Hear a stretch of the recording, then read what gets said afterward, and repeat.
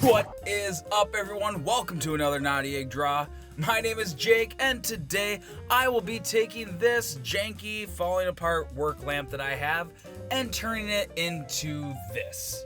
That's right, the Rick and Morty Portal gun in lamp form. Now, this is a much bigger and different style project than what I normally do here. It's gonna involve a little bit of tech, a little bit of soldering, probably some burns and scrapes along the way.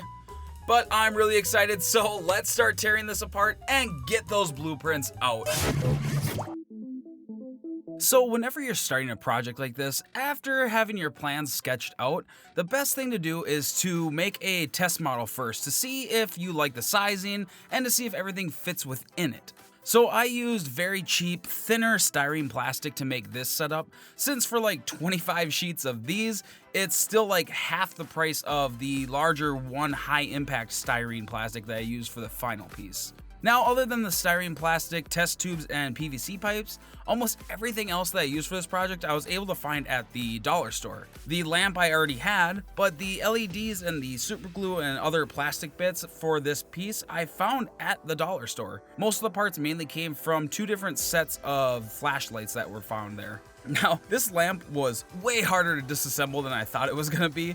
The metal was really hard to cut, so I ended up just giving up and snipping through it, wire and all, and then I was just able to slide the metal gooseneck out. And once I got all the main parts out, I needed to test fit all the stuff to make sure it fit. Now, at first when I started making this, it was going to be a self-powered, holdable portable gun, but then I thought it would be pretty cool to have this as like a bathroom nightlight kind of thing. So you'll see that I made space for the battery pack to go, but in the end I ended up scrapping that down the road. Now, a tip with the liquid cement here is you want to apply it, but let it dry for say 5 to 10 minutes before actually sticking the parts together. Don't get it all wet and then just try to tack it together right away. It's not going to hold as strong or even fully dry. And a very good reason why you want to map out your drawings of the idea is that you want to know where the wires will go in the early stages. I knew I would need the wire to go through the handle to the base, so I made sure to cut into that very early on. And everything fit well, so that meant I could go into the stages of making the final piece. Now, I apologize for the messiness of my garage and work table. I didn't have a lot of time to try to get things cleaned up. I wanted to jump into this build as quick as I could since the new season of Rick and Morty just started, and I was really excited to get into this. So a bladed table saw or jigsaw would work a lot better for cutting this thicker styrene, but I didn't have access to that kind of stuff right now, so I had to resort to doing the cuts with my Dremel, which is pretty rough because it tends to melt the plastic and not as much cut it. But my Dremel was a lifesaver in this project. It made things like opening the holes bigger much faster and easier than doing it by hand. If I had to do it by hand, I probably would have the worst carpal tunnel right now that I probably wouldn't even be able to draw if I wanted to. Now, once I had all the pieces cut out and sanded flat, I glued these side pieces together with some high impact super glue for plastics. Now, this stuff was really strong and it really sucked when you got the glue on your fingers. And when I got it on my skin, it didn't come off right away. It literally peeled off some skin trying to get it off. But it did the job really well, so I'm not going to complain too much.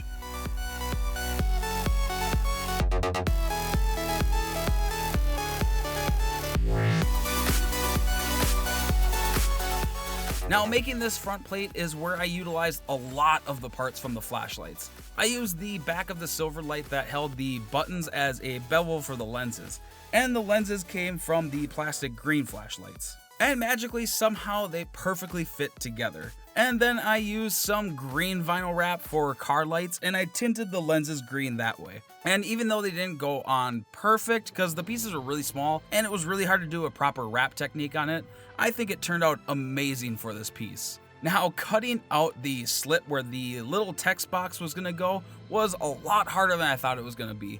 My hand hurt so bad trying to cut this little plate out, and I didn't want to use the Dremel here because I wanted the pieces to be as close to the line as I could. And the Dremel would have been really hard to get tight edges, but a little bit of hand cramps and an hour later I was able to get very clean cuts out of this.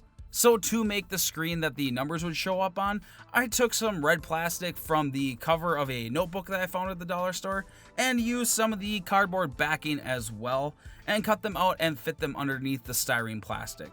And after cutting out the letters and layering the red plastic over it, it turned out amazing for the screen. Simple yet effective.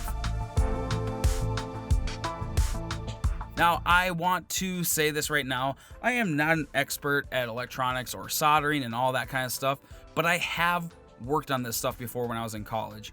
I do want to say that if you don't feel comfortable dealing with electricity, especially coming from the wall like this one's going to be in the end, then don't try this at home. It can be very dangerous. So if you do it, just do it and be safe.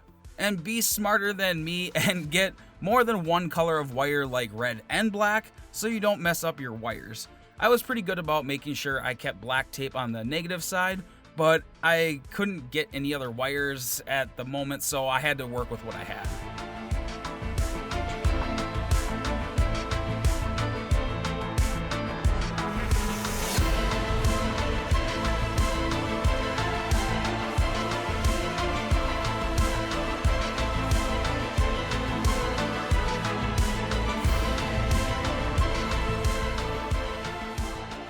Now to make this plasma in the middle, I took the little tube that came from a leveler that I also found at the dollar store. Swear I'm not sponsored by them, but I found a lot of great stuff there.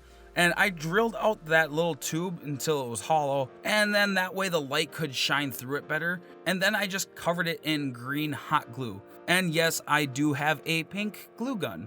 What of it? But sadly, I actually couldn't find my other hot glue gun. And the pink one is a high temp and the glue is actually low temp. So it was really hard to actually work with because it was getting a bit too melty because the hot glue gun was just way too hot for it. But I was able to get it to work in the end. And to test the lights going through it, I just used the light that came from the flashlight and the momentary switch that was on it. This way I knew how well it would work and I liked the way it glue in the end. But now at this point I just need to do a bit more soldering and assembling of the piece.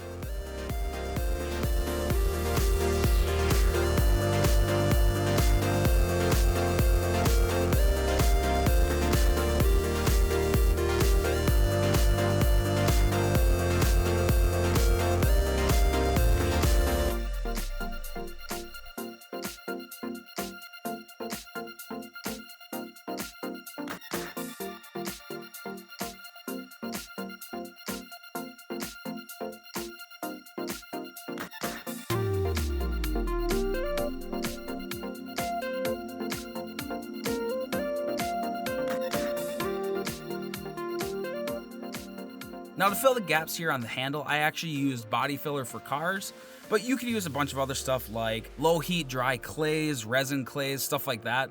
But I had some Bondo on hand, so that's what I ended up using for this. I did a couple coats, and in between each coat I just sanded it flat and then added more on it until I had the look that I wanted. The work time for this stuff is pretty short. You got about anywhere between 5 to 10 minutes depending on how much hardener you put in it. It will always start a bit gooey, but it starts to thicken up pretty quick, so when it's still runny I just slather it on and then I slowly smooth it out as it started to harden. And the red stuff that I'm putting on here is spot filler. It's just the same thing as the body filler, it's just for getting smaller areas. And I just use this to get some of the parts that need to be a bit more smooth and have a little bit more attention. And then I just sanded that flat, and then I was ready to paint it. Sadly, my camera overheated when I filmed me cutting out the base for the blocks, and I lost the footage of all that part. But I have the rest of me assembling the last bit, so I will see you guys at the end with the finished portal gun.